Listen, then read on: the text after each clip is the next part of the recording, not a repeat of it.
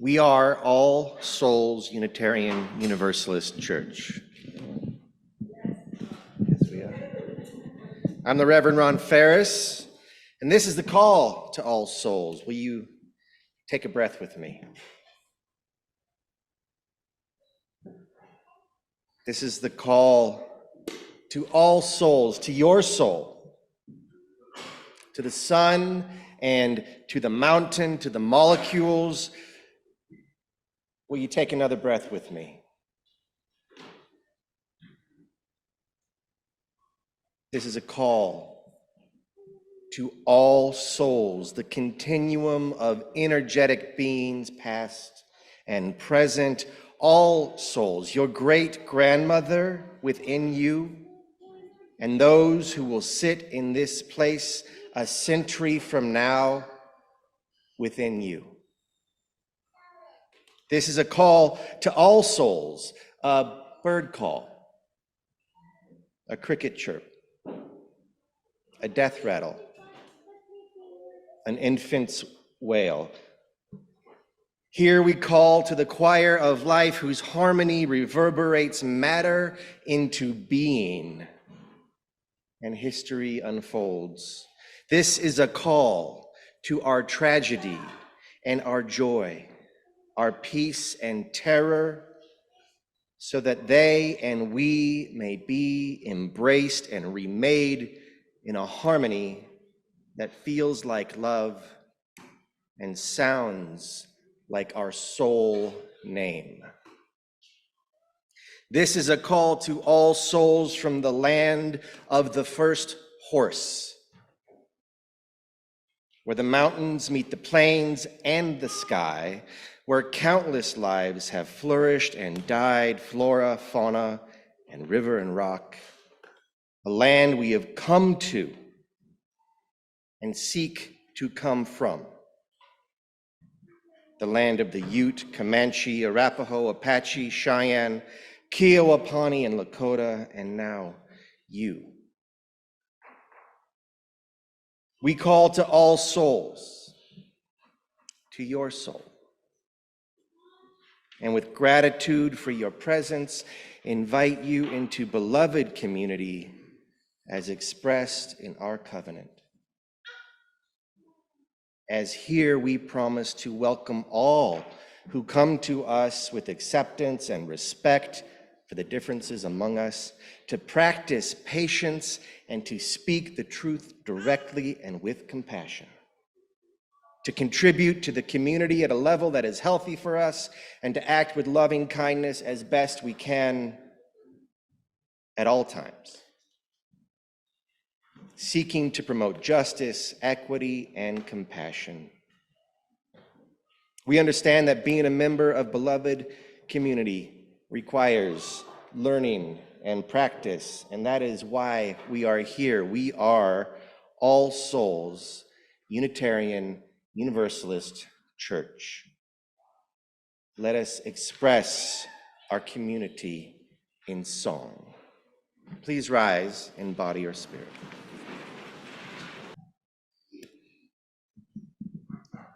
So some of you may remember, can you hear me okay?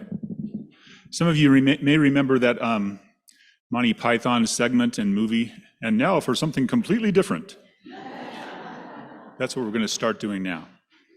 Each Sunday, the service leader is going to be sharing a reflection that's built around a prompt that Reverend Ron has given us. I'm not going to tell you what that prompt was, because I'm sure it'll be obvious. Well, I'm hoping it'll be obvious. But last Sunday, while this community was experiencing a moving and meaningful water communion, I was hiking down a mountain from a weekend spent in a hut with yet another amazing group of veterans. There was wonderful communion of all kinds there, though especially those involving water. The hike itself, for example, offered many opportunities to connect with water, crossing major streams multiple times, quite a challenge for some of us, and crossing many capillaries that contributed to those streams along the way. Then the drive home was marked by a different kind of water altogether, as it rained most of the way back. I could have used one of those big umbrellas, I think. And that rain soon turned to panicked tears a couple of hours after my return home. I didn't expect this was going to be emotional. I received a phone call that my mom, who's been in a memory care facility for the past 10 months, had broken her hip in a fall and was being transported to a local hospital. A hectic, emotionally draining, and sleep-deprived week has followed, filled with intermittent waves of those tears, especially with what's unfolded and the decisions we're faced with now. Of course, I'm not sharing all of this for any sympathy. It's been an incredibly difficult stretch of days, of course, but it's been a different form of communion and community that's helped me tremendously. It's been a human communion, but since humans are made of up to 70% water, I guess it's still kind of a water communion.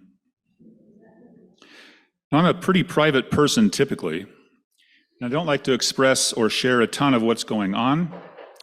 Ironically, or hypocritically, I help others do just that. Through this recent experience, I recognized, or am recognizing in a more visceral way than previously, how community works.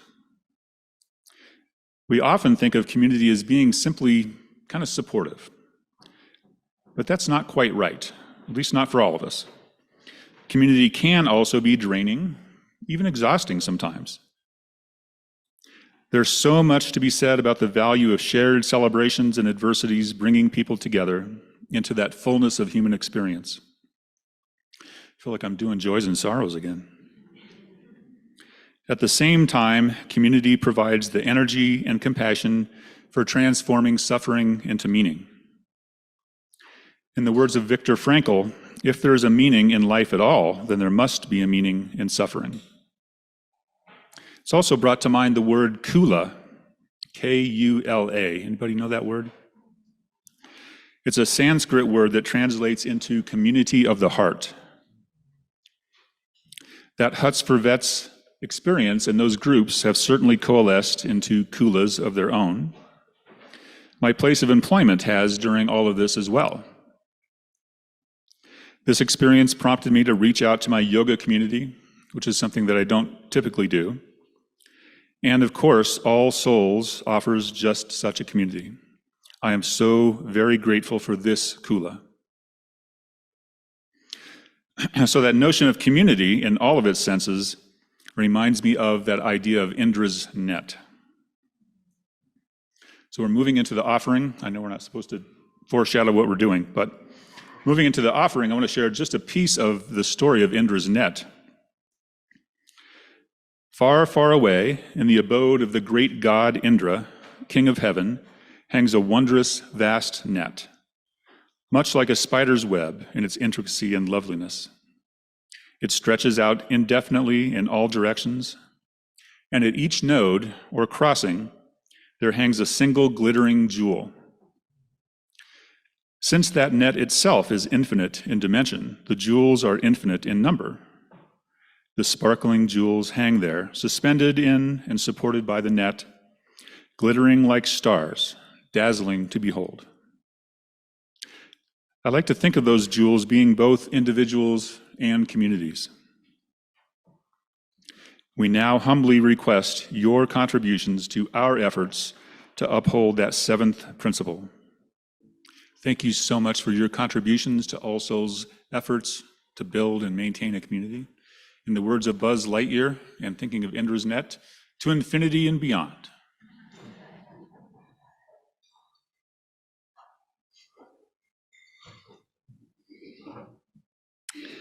First of all, Justin, blessings on you and your family this time. And thinking about Indra's net, I always think of those jewels as reflecting one another, which means if they reflect each other now, they reflect each other always. So I want to pick up kind of where we started, my first Sunday with y'all, when we heard a wide distribution of yearnings and gifts from you all. lots of yearnings and gifts were articulated. Do you remember this? I hope so. It wasn't that long ago. So, everything from enlightenment to pickles. But there was also some convenient and not necessarily unexpected groupings, the primary two being connection and community. As I mentioned that Sunday, this begs some questions. What kind of community? A community of whom and connected to what? And to what purpose? The what and why of connection matter. Being connected to an outlet is good for a plug, but not for a fork. So I'm tempted to make these two concepts of connection and community central to our work together. But before we can enshrine them as organizing principles, we need to explore and possibly answer those follow-up questions. What kind of community and connected to what, to whom, and why? And the why is easy in some respects, and all the more obvious as we emerge from pandemic times. While the need for it is fundamentally human, COVID underscored our desire for community as well as the dangers of loneliness. Physical distancing, however prudent, was also an accelerant, lighter fluid poured atop a pyre of existential separation that our civilization has erected over centuries. We were already isolated. COVID just kind of revealed that in a very direct way. What I think I came to understand throughout that ordeal was that our experience of isolation is not primarily a social ordeal. It is eventually a social ordeal, but our experience of isolation is rather more essential than that. Now, don't get me wrong, human-to-human contact is entirely necessary for most of us to function well. But it is often true that we are lonely even when we are with each other. Socializing can be sort of a band-aid, a distraction from a deeper spiritual isolation. When COVID cut us off from social life, we realized that we have surrounded ourselves with, and as if by osmosis, absorbed and become so much superfluous nothing. We live in a fast fashion world that is not just limited to fashion. A world populated by plastic products rather than personality. And those products are made to be trash. They're made to be trash by people we oppress, by our desire for the designed obsolescence of their labor, to profit people doing damage. That's a horrific equation. We found we had imported fast fashion into our very souls and expectations, and maybe that's a good thing to realize. The truth of it kneecapped us as we finally had to confront, without distraction, just how disconnected we were from everything, including ourselves. It turns out that being alone and being lonely are very different things. Many of us in this country live with an existential sense of isolation. We live with it regardless of our social calendar. It's rooted in the very foundations of our inherited worldview. Thus, there is a disjuncture between the world we have created and the world that we yearn for. The world we cultivated and in which we participate is so often at odds with the fundamental needs of humans, needs, I think, that ultimately and finally boil down to safety.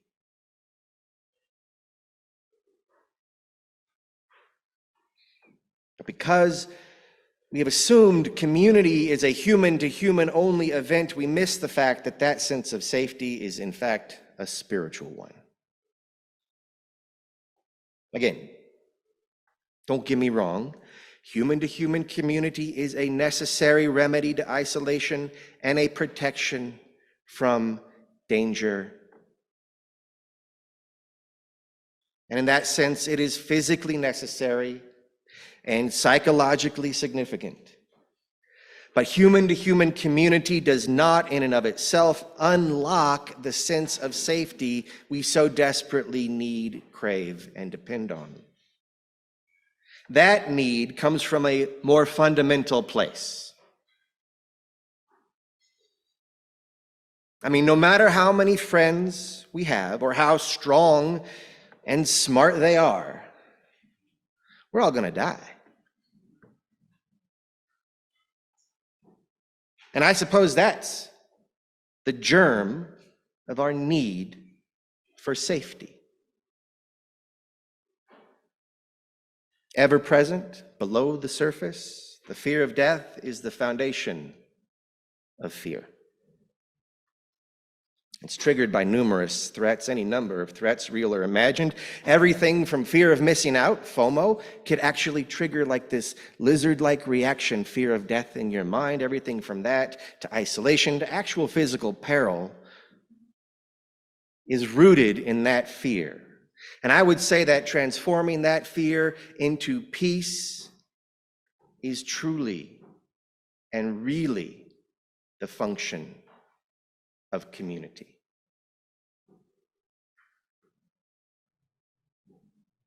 That means that you guys have a big job.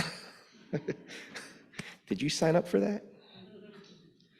I would submit to you that it is not about social community, but rather about spiritual community, this transformation from fear into peace, which is to say it's about spiritual connection.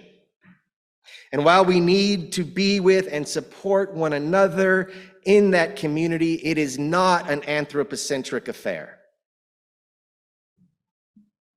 It is inclusive of, but more than human. That phone ringing is a sign that I'm right. That said, I want to warn you. Spirituality is not an unqualified good.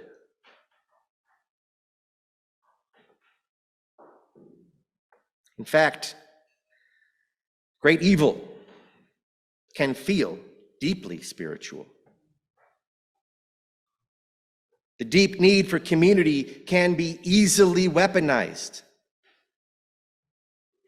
We need look no further than our own town, where some religious organizations make the sense of community into a seduction, into a theology of hostility. That is a strategy that preys on isolation and can therefore never leave the threat of isolation behind. It is a theology of fear disguised as belonging. So even as disillusioned young men and women fall prey to the promises of community, it is a false community where the price of love is your conscience and the feeling of community is purchased by conformity. All the more tragic given that conformity is antithetical to true community. It is a selling of one's soul. It is nothing that feels like something, and it is extremely dangerous. Let us not fall into that trap, because we certainly can. from a different side of the coin, right? On the other hand, there are many far less malevolent communities out there, everything from religion to contra dancing. One of my primary communities is an Arizona State college football message board. It's currently a community of lament. There are so many places to get community, right? So why this one? Where false community is based on conformity, true community, the community that we hope to engender here, is based on other interestedness. From conformity on one hand to other interestedness. Where conformity is, ironically enough, based on self-interest, accountability is based on other interest, and accountability is the key to unlocking community. True community is based on care. But even care can be rigged, can be illusory and pretend, and so the thing that gives care depth and integrity is that word accountability, is the practice of that word accountability.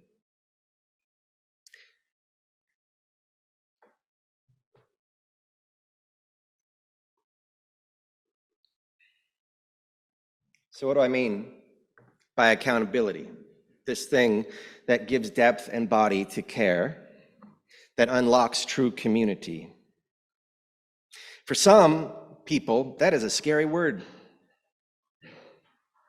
It's kind of a code word, in fact. Particularly people who have not experienced it much outside of family or profit margins.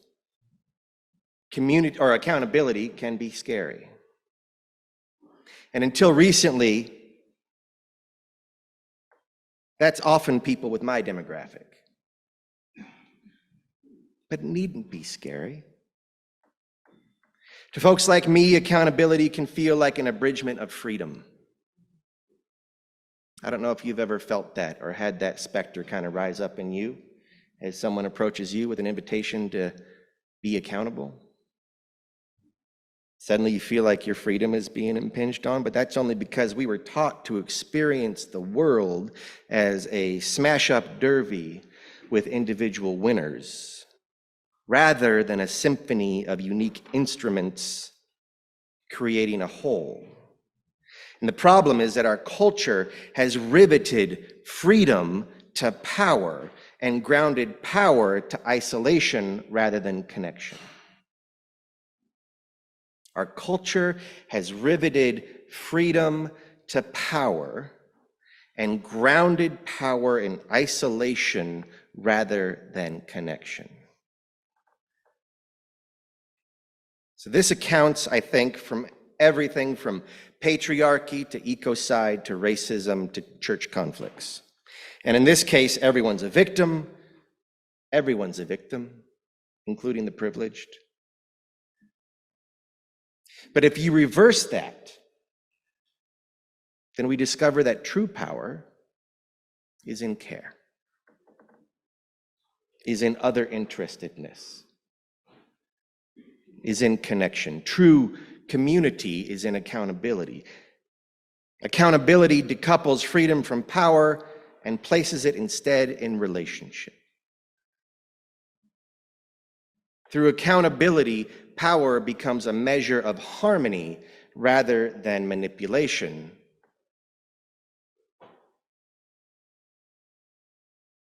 And that's more aligned with the interdependent reality we avow.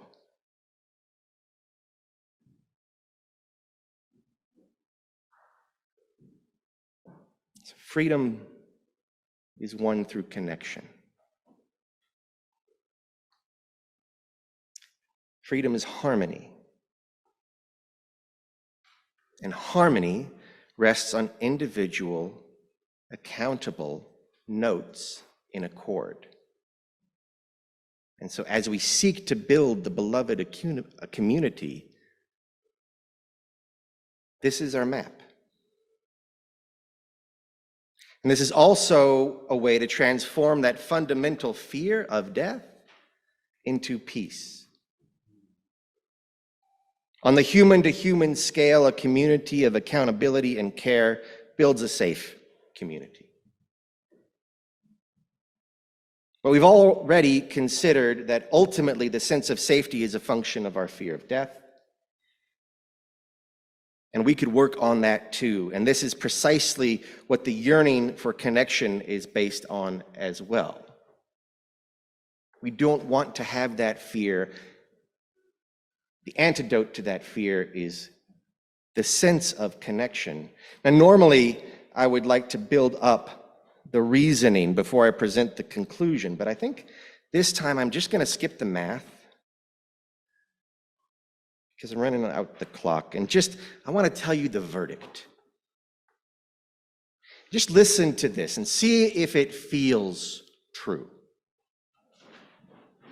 So we're talking about transforming that fundamental fear of death that keeps us isolated and triggered into peace. Okay. When we feel like we're a part of, like molecularly a part of the flow of the universe or the body of Gaia, when we experience, that's a key word, when we experience ourselves as personal and unique expressions of the same churning as the tree, the forest, the mountain, the muskrat, the ant, the stone, the river, all root connected, uniquely precious expressions, rising and learning and falling in love, for there's no other word for it, from and back to the green froth. When you hear your soul singing as part of that eternally generative choir and hear the choir singing back with you, when you are in deep and harmonious spiritual care and accountability with the more than human royal of life and death and life, and it's personal, there's nothing to fear. And this here is a community built to court and model and experience that. So believe it or not, we do that here by returning to covenant. Again and again, our covenant, our promises to each other are the things that enable and embody our care and accountability. And it is through that covenant that this place exists, our community is built, and we present each other with the opportunity to experience the freedom from fear.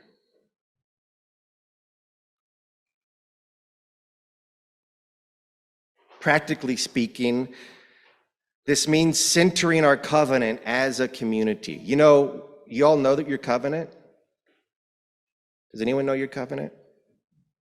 Some of you do. Okay, good.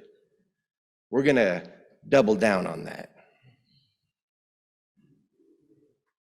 It means centering the covenant and doing what we can from the pulpit, and then following that up more practically and intensely with small group ministries. The object of all of it being to find that deep spiritual connection, that community with all beings, that experience and sense of being a part of something that is larger than you, that helps you reduce your fear of death, your fear of getting triggered by all the things that take you right to that place, right? And then we have true community and true connection, true freedom. Our small group ministries, by the way, the programs will unfurl throughout the year, starting with Soul Matters groups, which are being populated right now. Read your newsletter. And there will be more ministries emerging later in the year that will really lean into sensitizing ourselves to the choir of life of which we are part. So I suppose in the end, I think that the yearning for a community and the yearning for connection is actually the same yearning. I'm not sure that the same could be said for pickles, but I'm willing to hear an argument. And the long and short of it is that your impulse was right in choosing this kind of community, a spiritual community, to pursue that yearning for connection. For while its satisfaction has to include human-to-human interaction, the kind of interaction that you could get from almost any community, it also must swell beyond the anthropocentric to be actual. And that is precisely what this place is made to do.